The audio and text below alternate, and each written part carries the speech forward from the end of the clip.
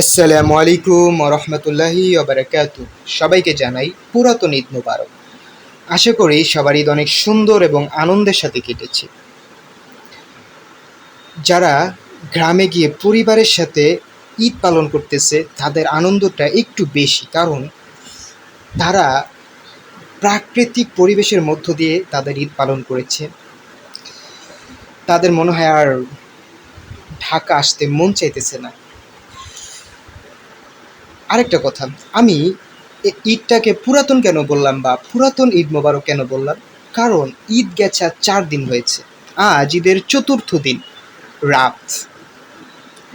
এখন ঘড়িতে বাজে রাত 9টা 15 মিনিট, কাটায় কাটায়।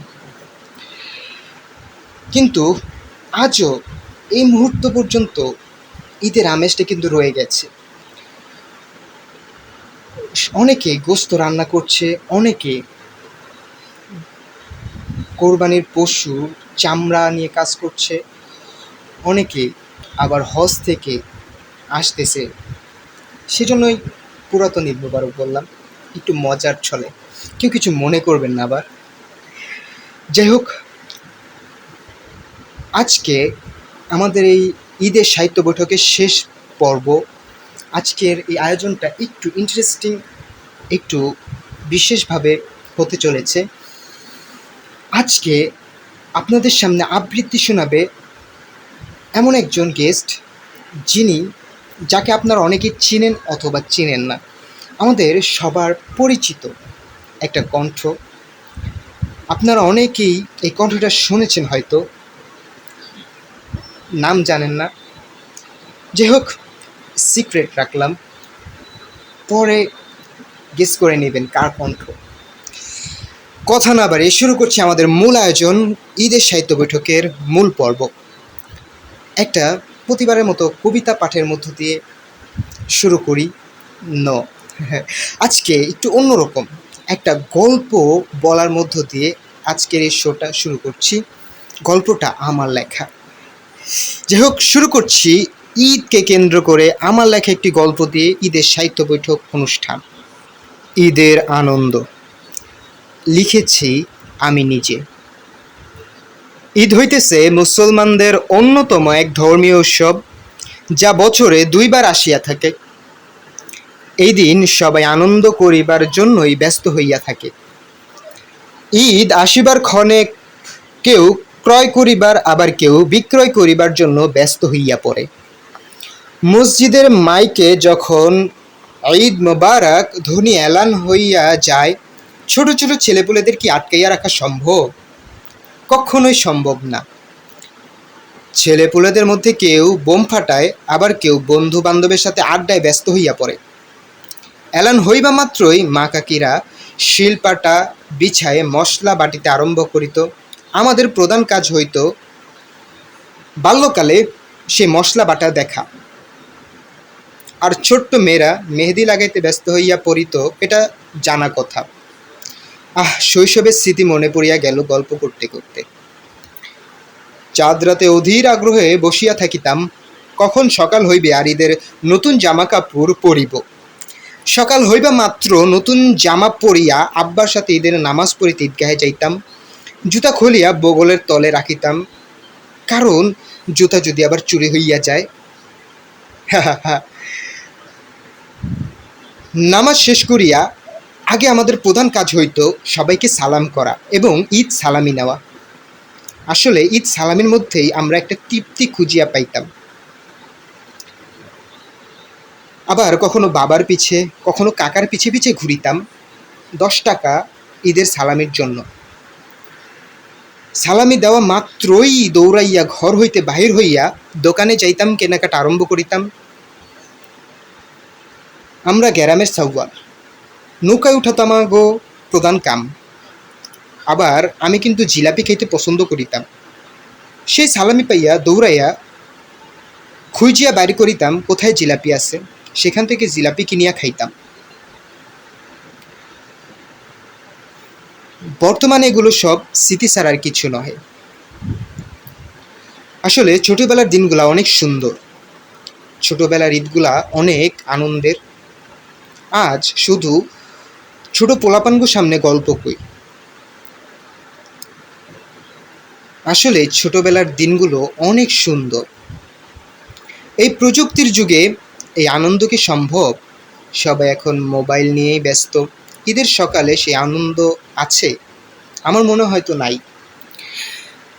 ঈদের সকালের সেই নামাজে যাওয়ার প্রস্তুতি, ঈদের সকালে নামাজ থেকে এসে সালামির যে একটা প্রচলন, এই প্রযুক্তির যুগে সেটা হারাইবার লগ্নে। এখনো সময় আছে সেগুলোকে আবারও ফিরাইয়া আনিবার। তবে ফিরাইয়া আনিবার মানুষ কোথায়? এখন তো সবাই প্রযুক্তির হাতে বন্দি একটা পুতুল। কেমন লাগলো গল্পটি? এই গল্পটি একটু হলেও আপনাকে শৈশবে নিয়ে গেছে বলে আমি মনে করি। আসলে আপনাদেরকে একটু আনন্দ দেওয়া, বিনোদন দেওয়ার জন্যই আজকের এই আয়োজন। কেমন লাগলো অবশ্যই জানাবেন এই গল্পটা। এটা আমি নিজে লিখেছি। আসলেই একটু চিন্তা করেন, আপনি হয়তো বা এখন শুয়ে শুয়ে আমাদের এই অনুষ্ঠানটা শুনছেন। একটু চিন্তা করেন যে আপনার শৈশবের ঈদগুলা কেমন কেটেছে এবং আপনার যে পরবর্তী যে জেনারেশন এসেছে সেই জেনারেশনের ঈদগুলো কেমন কাটছে। একটু চিন্তা করবেন। যাই হোক, অনেক কথা বললাম, চলে যাচ্ছি আরেকটা কবিতা আবৃত্তিতে। আবৃত্তি করছি কবি সুকুমার রায়ের লেখা আবোল তাবোল কবিতাটি। ছুটলে কথা থামাইকে, আজকে আমায় ঠেকাইকে, আজকে আমার মনের মাঝে ধাই থাপাতা তবলা বাজে, রাম খটাখট খ্যাচাং খ্যাচ, কথায় কাটে কথার প্যাচ, ঘনিয়ে এলো ঘুমের ঘর, গানের পালা সাঙ্গমুখ। ধন্যবাদ।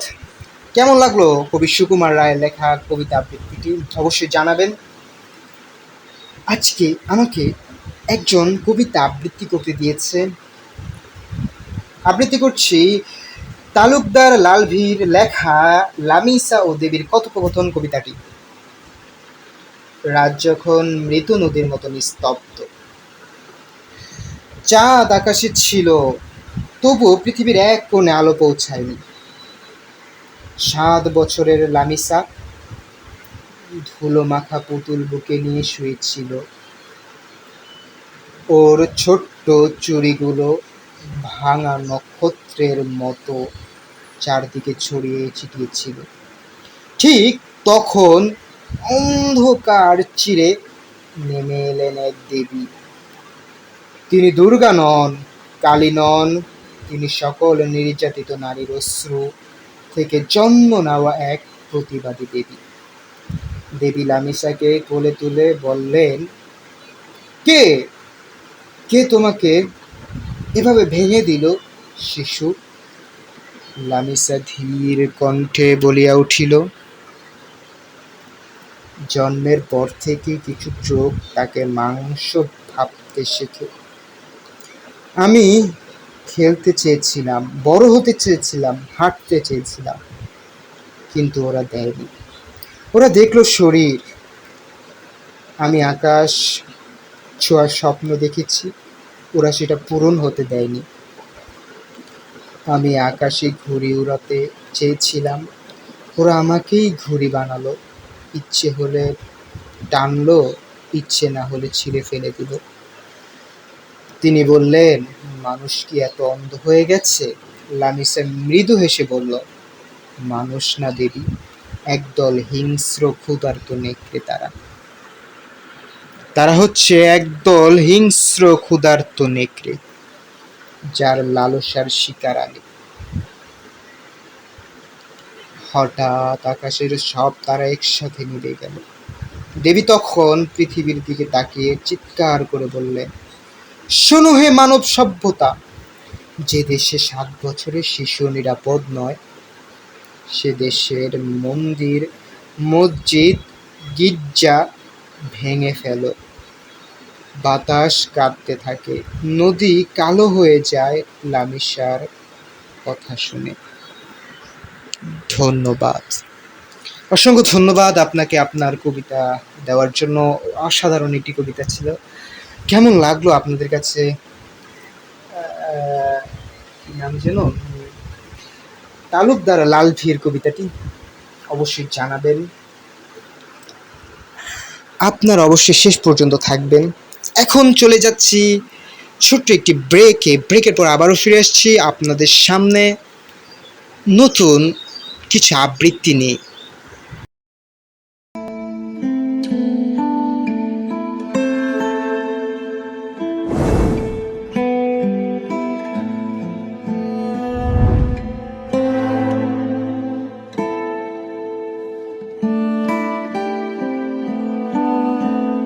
Welcome back. ফিরে এলাম একটি ছোট ব্রেকের পর। আশা করি আমাদের সাথে আছেন এবং শেষ পর্যন্ত আমাদের সাথেই থাকবেন। আজকে একজন বিশেষ আবৃত্তিকার আছে যার কণ্ঠ আমরা প্রায় শুনি।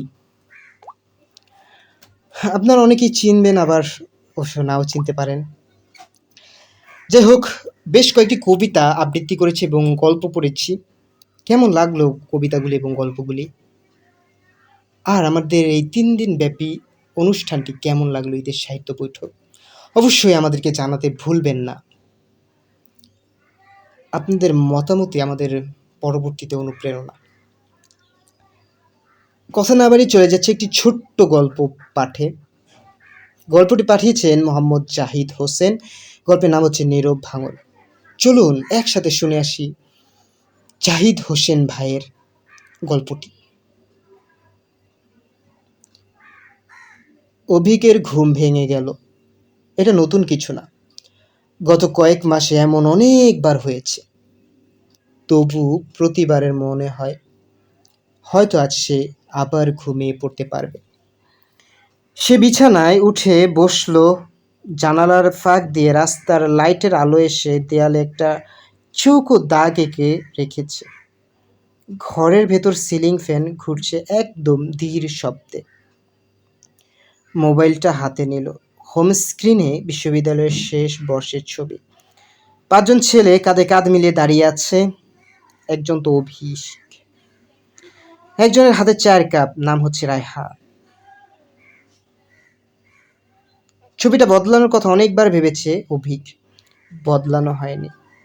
রায়হানের নামটাও এখন ফোনে আছে, চ্যাট বক্সও আছে, শেষ মেসেজটাও আছে। লেখা ছিল, ঠিক আছে, তোর যা ইচ্ছা। 3 বছর আগে পাঠানো।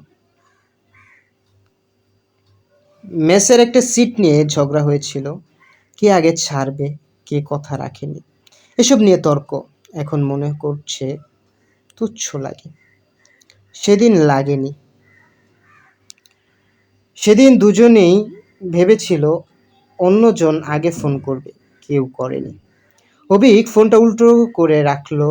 ঘরের ভেতর নিঃশব্দতা জমে আছে। পাশের বাসার ছাদে একটা বিড়াল দৌড়ে গেল। তারপর আবার সব চুপচাপ। পানি খেতে গিয়ে রান্নাঘরে থামলো সে। ডিশ বার্সে, যাকে ঝুড়ি বলা হয়, সেখানে উল্টো করে রাখা একটা স্টিলের বাটি চোখে পড়ল। বাটিটা চিনতে পারলো।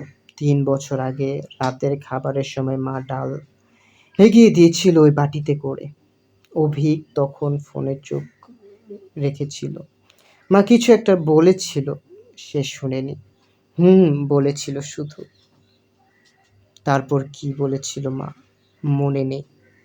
বাটিটায় হাত ছুঁয়ে কিছুক্ষণ দাঁড়িয়ে রইল সে। চোখ ভিজে এলো পানিতে। ফ্রিজ থেকে পানি বের করে খেলো। তারপর আবার ঘরে ফিরে এলো, কান্না মাখা চোখ নিয়ে। মোবাইলের কয়েকটা নোটিফিকেশন জমে আছে। একজনের নতুন চাকরি হয়েছে, আরেকজন সমুদ্র দেখতে গেছে, কেউ সন্তানের ছবি দিয়েছে, আবার কেউ লিখেছে জীবন সুন্দর, আবার কেউ জীবন সঙ্গীকে নিয়েও ছবি দিয়েছে। অভিক কোনোটা খুলল না। ফোনটা আবার লক করে রাখল। মাঝে মাঝে তার মনে হয় খবর আগের চেয়ে অনেক বেশি জানে মানুষ, শুধু মানুষগুলোর খবর কম জানা হয়। রাত 2টা 43। অভিক আবার ফোনটা হাতে নিল। রায়হানের চ্যাট বক্স খুলল, কিবোর্ড উঠে এলো। সে কয়েকটা শব্দ লিখলো, মুছে দিল, আবার লিখলো, সেটাও মুছে দিল। শেষ পর্যন্ত শুধু লিখলো, ঘুমাস নাকি?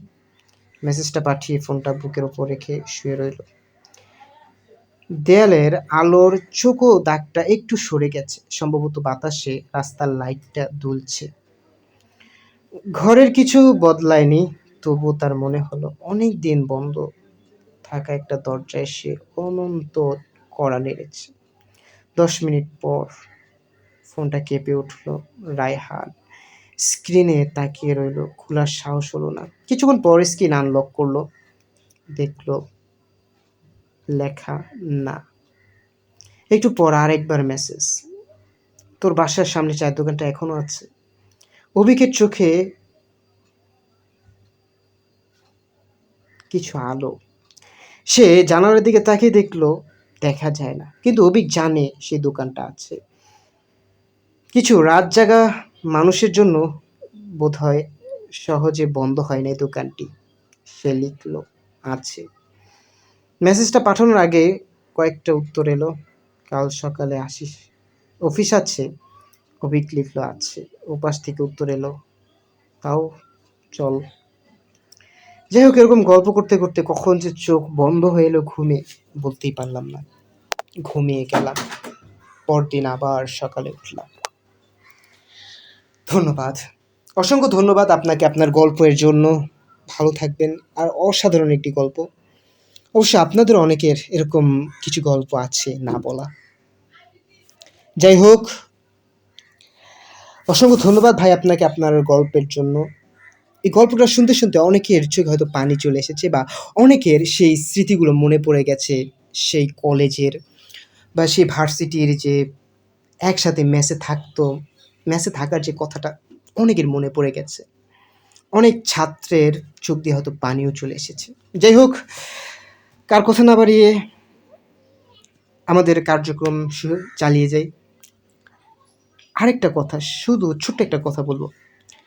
এরকম কার কারা হয়েছে যে বেস্ট ফ্রেন্ডকে একটা কথা বলবো বলবো করে বলা হয়নি, এখনও পস্তাচ্ছেন? অবশ্যই জানাবেন। যাই হোক, একেবারে আমরা শেষ পর্যায়ে চলে এসেছি। সময় অল্প, আমাদের আয়োজনটাও ছোট। চলুন শুনে আসি আপনাদের সেই অপেক্ষিত আবৃত্তিকারের আবৃত্তিটি। শুনতে থাকি আমাদের আজকের স্পেশাল গেস্ট যিনি আছেন তার কাছ থেকে তার আবৃত্তিটি। আরেকটা কথা, আপনারা অনেকেই চিনবেন যিনি আবৃত্তি করছেন তিনি কে, অবশ্যই কমেন্টে জানাবেন কে সেই আবৃত্তিকার। চলুন শুনে আসি আমাদের আজকের আবৃত্তিকারের থেকে কবিতা আবৃত্তি।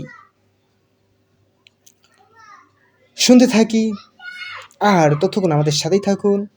চলুন একসাথে শুনে আসি আমাদের আজকে স্পেশাল গেস্টের আবৃত্তি করা কবিতাটি। আসসালামু আলাইকুম, সকলকে ঈদের শুভেচ্ছা, ঈদ মোবারক। আমি আশফিয়ান মালালা আজ আবৃত্তি করছি সব শহীদের লেখা কবিতা কোরবানির ঈদ। বছর ঘুরে আবার এলো কোরবানির ঈদ, ত্যাগের আলোয় ভরে উঠুক মুসলমানের হৃদ। ইব্রাহিম ও ইসমাইলের দিনটা করি স্মরণ, সেই মতো হোক কোরবানিটা ত্যাগের অনুকরণ। কোরবানি হোক মনের পশু, বনের পশুর সাথে, আল্লাহ তাআলা করবে কবুল, খুশি হবেন তাতে। গরিব দুঃখীর হক আদায়ে রাখি সদা খেয়াল। কেমন লাগলো আজকের আবৃত্তিকারের আবৃত্তিটি অবশ্যই জানাবেন। আর আরেকটা কথা, আপনারা কি চিনতে পারলেন কে সেই আবৃত্তিকার? অনেকে চিনতে পেরেছেন, অনেকে অবশ্য কণ্ঠ শুনে মনে হচ্ছে পরিচিত পরিচিত, আবার অনেকে চিনতে পারেননি। যাই হোক, যারা চিনতে পারেননি বা চিনেছেন, প্যারা নেওয়ার কোনো দরকার নেই, কারণ আপনাদের প্যারাকে সহজ করে দিতে আমি কবি ওমর ফারুক আশরাফি তো আছি। আজকের এই বিশেষ গেস্ট আবৃত্তিকার যিনি আমাদেরকে আবৃত্তি করে শোনালেন, তিনি হচ্ছেন আমাদের সবার প্রিয় কবি এবং আবৃত্তিকার আশফিয়া আল মালালাম, যার কণ্ঠে অনেক কবিতা আমরা শুনেছি। তার ফেসবুক পেজের নাম হচ্ছে আশফি আল মালালাম। অবশ্যই ফেসবুকে গিয়ে দেখবেন, তার অসংখ্য কবিতা আবৃত্তি আছে, অবশ্যই শুনবেন। বলতে বলতে একেবারে শেষ পর্যায়ে চলে এসেছি বা এন্ডিংয়ে চলে এসেছি। সময় অল্প, আমাদের আয়োজনটা অনেক বড়, তাই সময়ের সাথে ম্যাচ করাতে পারছি না। যাই হোক, কেমন লাগলো অবশ্যই জানাবেন আমাদের এই 3 দিন ব্যাপী আয়োজনটি। একবারে শেষ পর্যায়ে চলে এসেছি, বিদায় নেব আপনাদের থেকে। তার আগে ছোট্ট একটা কথা বলি। আজকে আপনারা একটি আবৃত্তি শুনেছেন, যে এই যে রামিসা ও দেবীর কথোপকথন, সেই কবিতাটা শুনেছেন। আসলে এটা সবার জন্য একটা শিক্ষা। আর যারা বাবার মানে মেয়ের বাবা হয়েছেন, বা মেয়ের মা বা মেয়ের গার্জিয়ান যারা, তাদেরকে বলবো, আপনারা আপনাদের সন্তানকে একটু সেফে রাখবেন, একটু নজরে নজরে রাখবেন, যাতে আপনার মেয়ের সাথে এরকম কিছু না হয়।